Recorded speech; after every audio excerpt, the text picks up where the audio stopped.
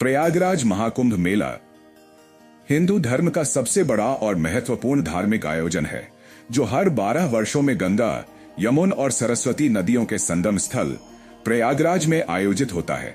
इस मेले में लाखों श्रद्धालु स्नान करने के लिए आते हैं, लेकिन इस मेले का एक और आकर्षण नागा साधु होते हैं जो विशेष रूप से ध्यान आकर्षित करते हैं।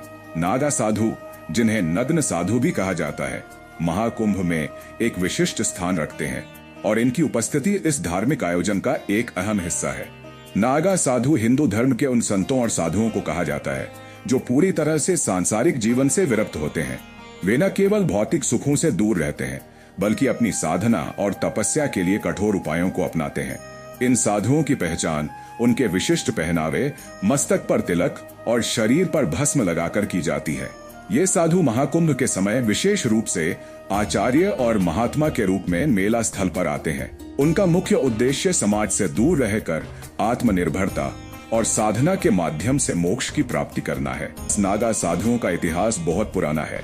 कहा जाता है कि इनकी उत्पत्ति शैव संप्रदाय से हुई थी, जो भगवान शिव के उपासक होते हैं। ये साधु भगवान शिव के परम भक्त होते हैं और उन्हें अपना आदर्श मानते हैं।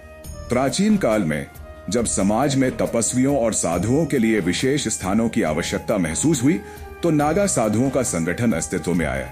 ये साधु शारीरिक और मानसिक कठोरता को अपनाकर साधना करते हैं। महाकुंभ में इनकी उपस्थिति के पीछे यह विश्वास है कि ये साधु विशेष रूप से शक्तिशाली होते हैं और अपनी साधना से समाज को आशीर्वाद देते हैं। प्रयागराज महाकुंभ में नागा साधुओं का बहुत बड़ा महत्व है।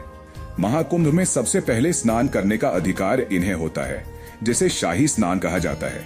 यह स्नान केवल नागा साधुओं और अन्य प्रमुख संतों के लिए आरक्षित होता है। ये साधु कड़ी साधना और तपस्या के प्रतीक माने जाते हैं और उनका शाही स्नान समाज के लिए एक प्रेरणा का स्रोत बनता है। महाकुंभ में इन साधुओं की उपस्थिति धार्मिक रूप से बहुत महत्वपूर्ण मानी जाती है, क्योंकि इन्हें विशेष रूप से आत्म साक्षात्कार और मोक्ष की ओर अग्रसर समझा जाता है। नागा साधुओं की जीवन शैली बेहद कठिन होती है। वे अक्सर नग्न रहते हैं और केवल भस्म या अन्य साधारण वस्त्र पहनते हैं। उनके शरीर पर चिता की भस्म लगाना और मस्तक पर चंदन या भस्म का तिलक करना उनकी साधना का हिस्सा होता है। इसके अलावा ये साधु दिन रात तपस्या, ध्यान और यज्ञ के माध्यम से अपने आत्मा को शुद्ध करते हैं। उनकी साधना पूरी तरह से भौतिक सुखों से दूर रहती है और उनका जीवन केवल आत्मा के उत्थान पर केंद्रित होता है। नागा साधु अपना अधिकांश समय जंगलों और एकांत स्थानों में व्यतीत करते हैं। वे सामूहिक जीवन से दूर रहते हैं और उनकी दिनचर्या साधना और सेवा में लिप्त रहती है। वे विशेष रूप से शिव की पूजा करते हैं और उन्हें महादेव के रूप में पूजते हैं। उनके जीवन का मुख्य उद्देश्य मोक्ष की प्राप्ति और आत्म साक्षात्कार है। नागा साधुओं का संगठन नागा साधु विभिन्न अखाड़ों में संगठित होते हैं। इन अखाड़ों का एक विशिष्ट इतिहास और परंपरा होती है।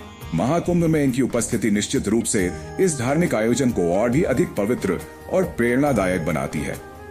और हाँ, अगर आप भी प्रयागराज महाकुंभ मेला जाना चाहते हो तो कमेंट में जरूर बताना।